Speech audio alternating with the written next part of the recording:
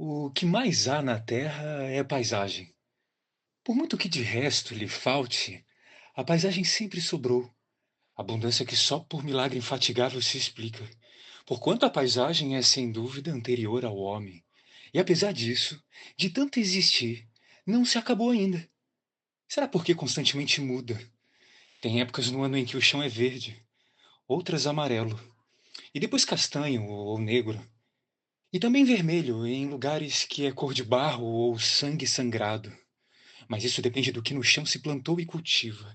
Ou ainda não, ou não já. Ou do que por simples natureza nasceu, sem mão de gente, e só vem a morrer porque chegou o seu último fim.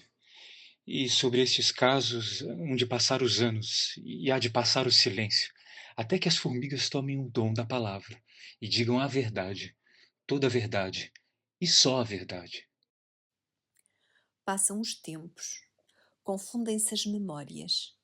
Em quase nada acabam por distinguir-se a verdade e as verdades. Antes estão só claras e delimitadas. E então, querendo apurar o que ambiciosamente denominamos rigor dos fatos, é que concluamos o que suspenso ficou, por um grande esforço de transformar pela palavra o que talvez só pela palavra possa vir a ser transformado. Chegou o momento de dizer: agora chegou, que a Península Ibérica se afastou, de repente, toda por inteiro e por igual. 10 súbitos metros. Quem me acreditará? Abriram-se os Pirineus de cima a baixo, como se um machado invisível tivesse descido das alturas, introduzindo-se nas fendas profundas, ranchando pedra e terra até ao mar.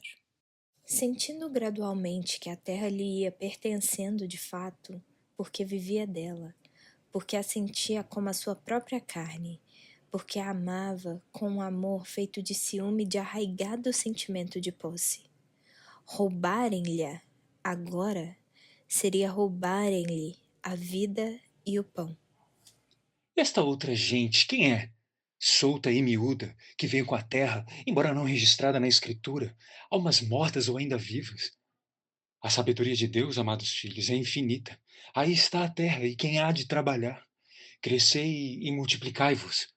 Ah, crescei e multiplicai-me, diz o latifúndio. Mas tudo isso pode ser contado de outra maneira. No dia seguinte, ninguém morreu. Transcrevendo, copiando, aprendo a contar uma vida, demais na primeira pessoa, e tento compreender desta maneira a arte de romper o véu que são as palavras e de dispor as luzes que as palavras são. Pergunto para que servem os olhos. O auxílio dos olhos é importante, tanto quanto o auxílio daquilo que por eles é visto. Por isso o que os dedos sempre souberam fazer de melhor foi precisamente revelar o oculto.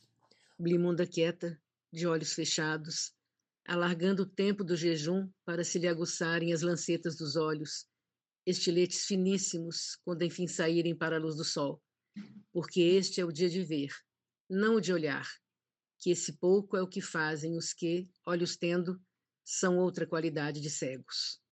Penso que não cegamos, penso que estamos cegos, cegos que vendo não veem.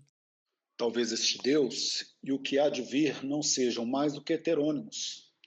De quem, de quê? Perguntou curiosa outra voz. De pessoa foi o que se percebeu, mas também podia ter sido da pessoa. Jesus, Deus e o diabo começaram por fazer de conta que não tinham ouvido, mas logo a seguir entreolharam-se com susto. O medo comum é assim, une facilmente as diferenças. O nada é verdade que existe. É o antes, não é o depois de mortos que entramos no nada. Do nada, sim, viemos. Foi pelo não ser que começamos. E mortos, quando estivermos, seremos dispersos, sem consciência, mas existindo. Todos tivemos pai e mãe, mas somos filhos do acaso e da necessidade, seja o que for que esta frase signifique. Pensou a Ricardo Reis, ele que a explique. O senhor doutor é um humorista de finíssimo espírito. Cultiva magistralmente a ironia. Chego a perguntar-me como se dedicou à história, sendo ela grave e profunda ciência.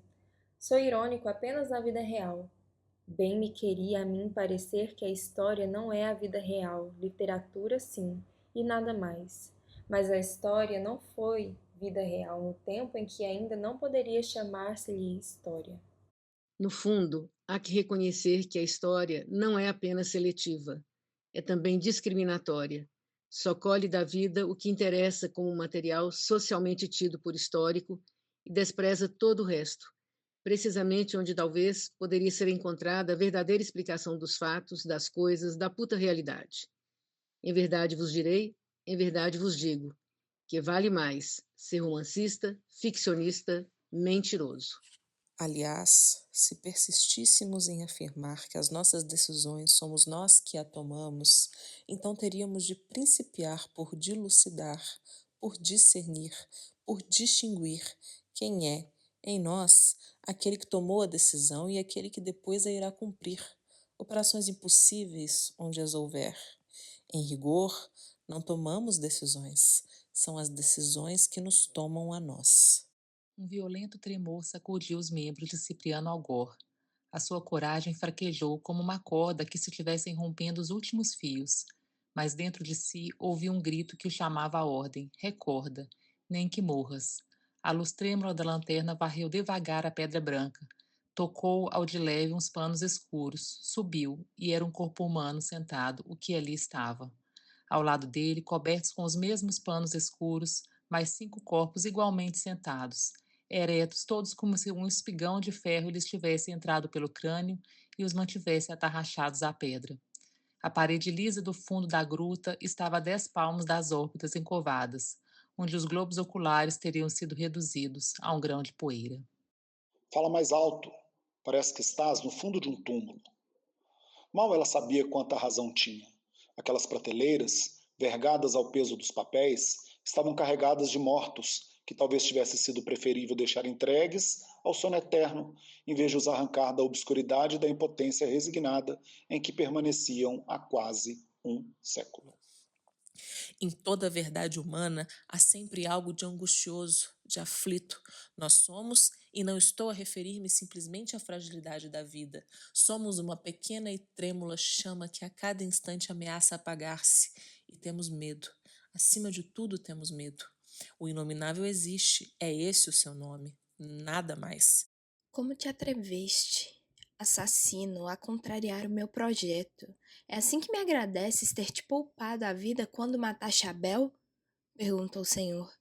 Teria de chegar o dia em que alguém te colocaria perante a tua verdadeira face. Então, a nova humanidade que eu tinha anunciado, houve uma, não haverá outra, ninguém dará pela falta. Caim és, e malvado, infame matador do teu próprio irmão. Não tão malvado e infame como tu. Lembra-te das crianças de Sodoma? Disse que só odeia o outro quem a si mesmo se odiar. Mas o pior de todos os ódios deve ser aquele que leva a não suportar a igualdade do outro, e provavelmente será ainda pior se essa igualdade vier a ser alguma vez absoluta. Abel, tudo que não for construído sobre o amor gerará ódio. Tem razão, meu amigo, mas talvez tenha de ser assim durante muito tempo. O dia em que será possível construir sobre o amor não chegou ainda. Saramago vive. Saramago vive. Saramago vive. Saramago vive. Saramago vive. Saramago vive. Saramago vive. Saramago vive. Saramago vive. Saramago vive. Saramago vive. Saramago vive.